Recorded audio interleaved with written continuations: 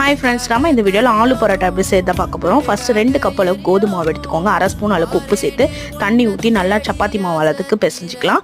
இப்போ 2 ஸ்பூன் அளவுக்கு எண்ணெய் ஊற்றி நல்லா பிசைஞ்சு 20 நிமிஷம் ஊற வச்சுருங்க. 1/2 கிலோ உருளைக்கிழங்கு இந்த மாதிரி வேக வச்சு மேஷ் பண்ணி எடுத்துக்கோங்க. 2 பெரிய வெங்காயம், 2 பச்சை மிளகாய், 1 பூண்டு இந்த மாதிரி பொடியாக நறுக்கி சேர்த்துக்கோங்க. மசாலா கரம் மசாலா 1/2 ஸ்பூன், தனியாத்தூள் 1/2 ஸ்பூன், சீரகத்தூள் 1/2 ஸ்பூன், 1 ஸ்பூன் அளவுக்கு மிளகாத்தூள், மஞ்சள் தூள் 1/4 ஸ்பூன் அளவுக்கு சேர்த்துட்டு தேவையான அளவு உப்பு. இப்போ கொஞ்சமாக கருவேப்பிலை, கொத்தமல்லி பொடியாக நறுக்கி இந்த மாதிரி பிசைஞ்சு வச்சுக்கோங்க. இப்போ நம்ம பிசைஞ்சு வச்ச மாவு பார்த்திங்கன்னா நல்லா ஊறிடுச்சு. அதுலேருந்து ஒரு பெரிய உருண்டை இந்த மாதிரி எடுத்துகிட்டு நல்லா சப்பாத்தி திரட்டுற கல்லில் போட்டு இந்த மாதிரி நல்லா தேய்ச்சிக்கோங்க. நடுவில் கொஞ்சமாக மசாலா எடுத்துகிட்டு நல்லா சுற்றி இந்த மாதிரி நம்ம க்ளோஸ் பண்ணிக்கலாம். எக்ஸ்ட்ரா இருக்க மாவை எடுத்துருங்க. இப்போ இந்த மாதிரி திரட்டிட்டு தோசைக்கல்லில் போட்டு நல்லா செவந்து வர அளவுக்கு திருப்பி எடுத்துட்டோன்னு பார்த்தீங்கன்னா சூப்பரான ஆலு பரோட்டா தயாராகிடுச்சு.